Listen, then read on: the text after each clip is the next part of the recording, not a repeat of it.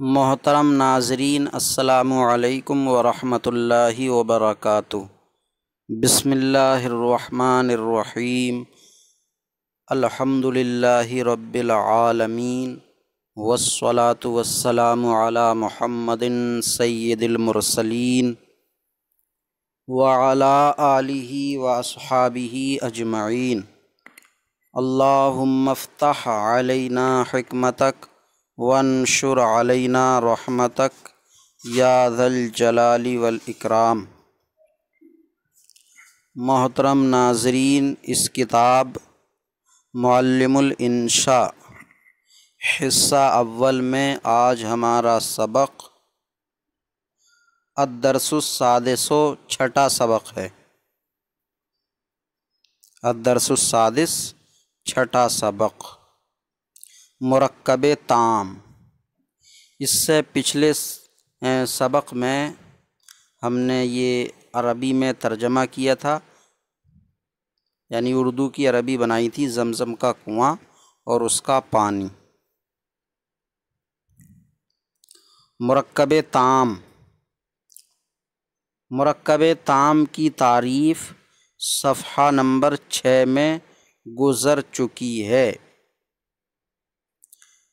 اسی کو جملہ مفیدہ اور کلام بھی کہتے ہیں۔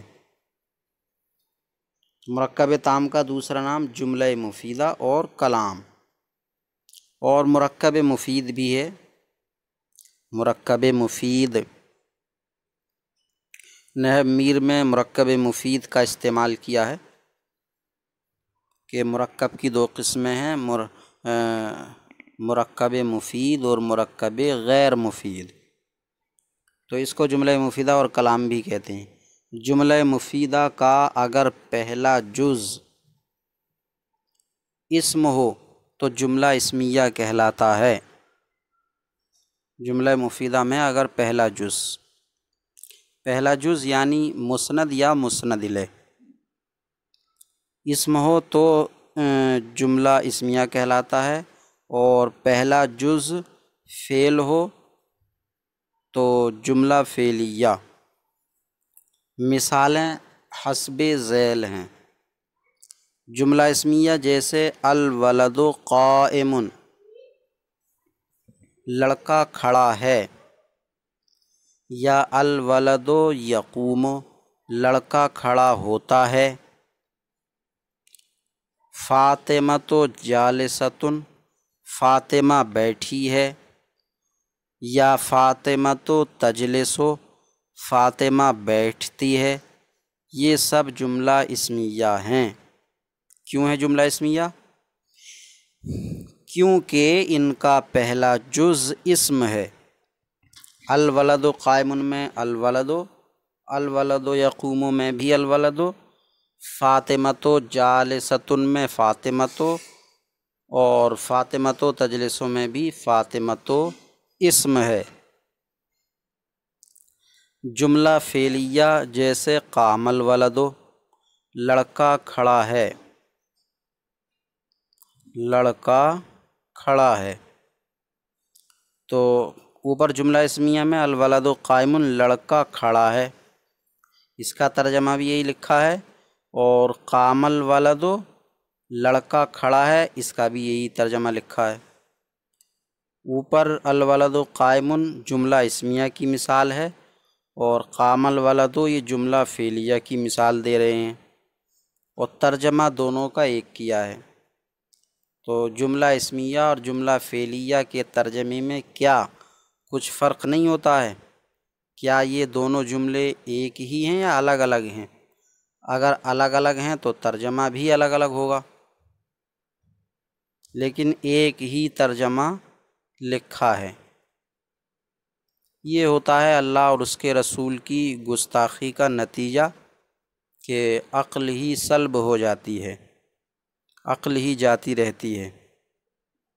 تو جملہ اسمیہ اور جملہ فعلیہ کی جن کو سمجھ حاصل نہ ہو سکی تو وہ قرآن اور حدیث کو کیا سمجھیں گے؟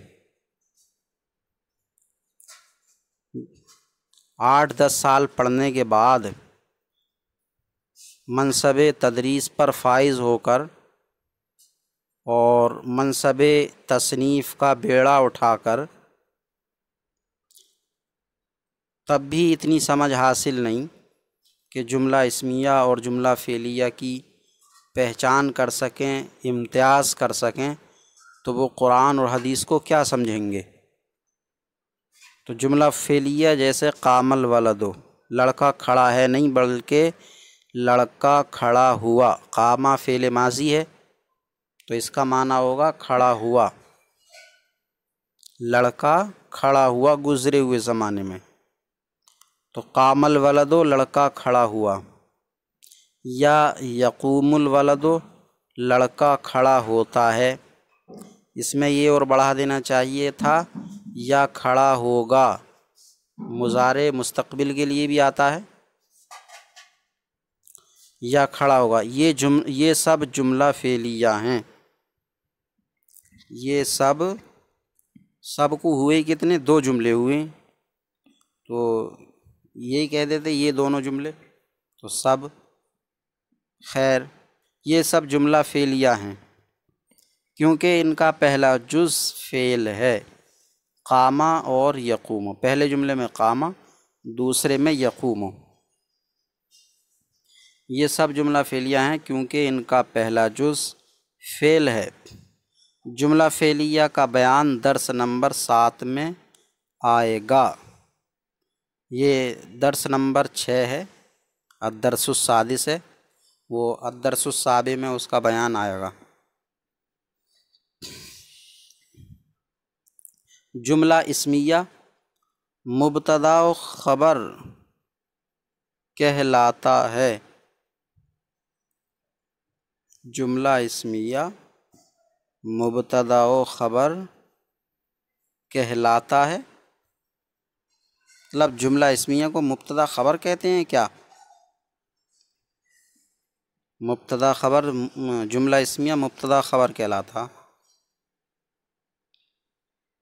یہ ہو کہ مبتدا خبر کو جملہ اسمیہ کہتے ہیں، تب بھی غلط ہوگا، مبتدا خبر کو جملہ اسمیہ کہتے ہیں، مبتدا خبر سے ملنے والا جملہ یا بننے والا جملہ، مبتدا خبر سے مل کر بننے والے جملے کو جملہ اسمیہ کہتے ہیں، مبتدا خبر کو جملہ اسمیہ نہیں کہتے، مبتدا کو تو مبتدا ہی کہتے ہیں، خبر کو خبر کہتے ہیں، مبتدا خبر سے مل کر جو جملہ بنتا ہے اس کو جملہ اسمیہ کہتے ہیں۔ اس کے پہلے جز کو مبتدا اور دوسرے کو خبر، عموماً کہنا چاہیے تھا اس میں، عموماً پہلے جز کو مبتدا دوسرے کو خبر، کبھی مبتدا خبر پہلے آ جاتی ہے اور مبتدا بعد میں ہوتا، جیسے فی الدار رجل، یا فی الدار رجل ہی ہے، یا متی ذہاب زید، اس میں کیف انتا، تو کیف انتا میں کیف خبر ہے، پہلا جز خبر بنے گا یہ، ایسے ہی متی ذہاب زید میں متی یہ خبر بنے گا، بعد میں مبتدا ہے، تو اس کے پہلے جز کو عموماً عام طور سے پہلا جز مبتدا بنتا، یعنی عام طور سے پہلے مبتدا آتا ہے بعد میں خبر آتی ہے، تو اس کے پہلے جز کو مبتدا دوسرے کو خبر، عموماً اور لکھنا چاہیے تھا اس میں الولد قائم، الولد مبتدا اور قائم خبر ہے، اسی طرح الولد یقوم میں الولد مبتدا اور یقوم اس کی خبر ہے۔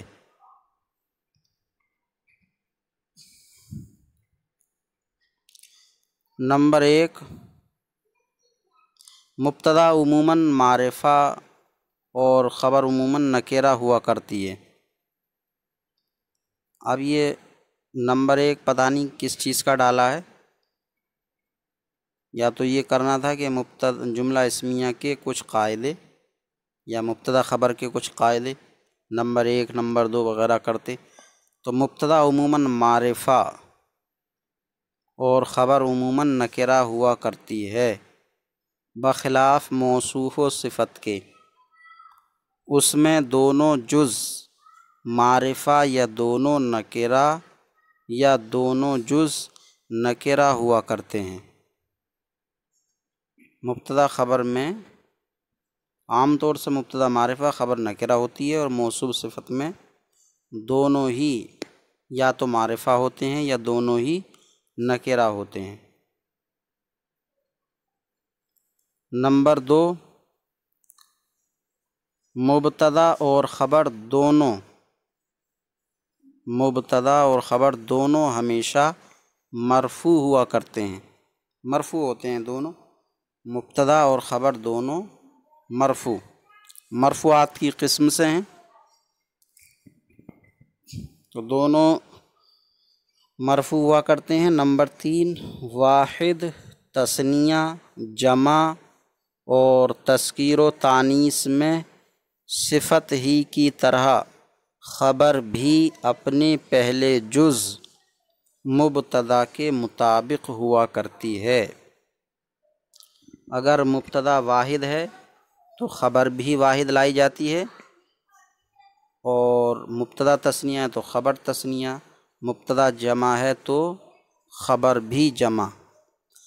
لیکن اگر مبتدا جمع مکسر تو اس کی خبر واحد مؤنث بھی آ سکتی ہے، وہ آگے بیان کر رہے ہیں۔ اور مبتدا مذکر ہو تو خبر بھی مذکر، مبتدا مؤنث ہو تو خبر بھی مؤنث آتی ہے۔ نمبر 4، ایسے ہی مبتدا جب کسی غیر عاقل کی جمع ہو، غیر عاقل وہ چیز جس میں عقل نہ ہو، عقل سلیم جس کو کہتے ہیں، جس میں عقل سلیم نہ ہو، جیسے شجر ہے، اس کی جمع اشجار،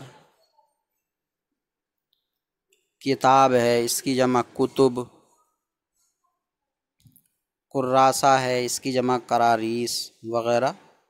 ایسے ہی مبتدا جب کسی غیر عاقل کی جمع ہو تو خبر صفت ہی کی طرح عموماً واحد مؤنث لائی جاتی ہے، اور کبھی جمع مؤنث بھی لائی جا سکتی ہے،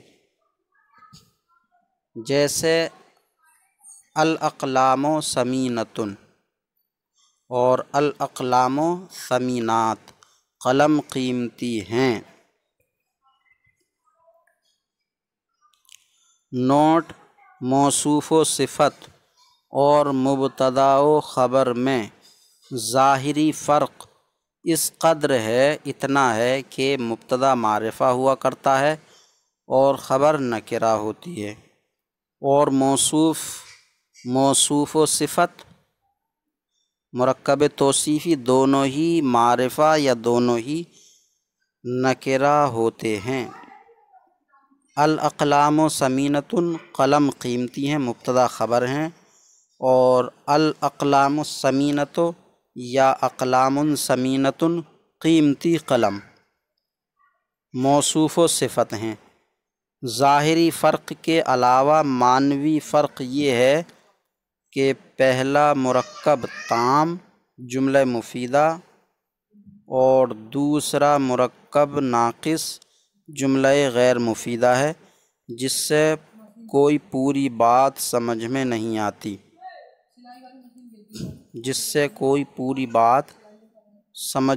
آتی، تو الاقلام ثمینۃ قلم قیمتی ہیں، اور اقلام ثمینۃ قیمتی قلم یا الاقلام الثمینۃ قیمتی قلم۔ معنوی فرق یہ ہوا کہ مبتدا خبر کے ترجمے میں لفظ ہے آتا ہے، اور موصوف صفت کے ترجمے میں ہے نہیں آتا ہے۔ تو یہ مرکب تام سے متعلق کچھ باتیں ہوئیں۔ اب اس سے متعلق تمرینات شروع ہوں گی۔ آج کا ہمارا سبق اتنا ہی ہے۔ انشاءاللہ اس سے متعلق پہلی تمرین نمبر 29 ہم اگلے سبق میں سماعت کریں گے۔ اللہ تعالیٰ سے دعا ہے کہ سبق یاد کرنے کی توفیق عطا فرمائے۔ السلام علیکم ورحمۃ اللہ وبرکاتہ۔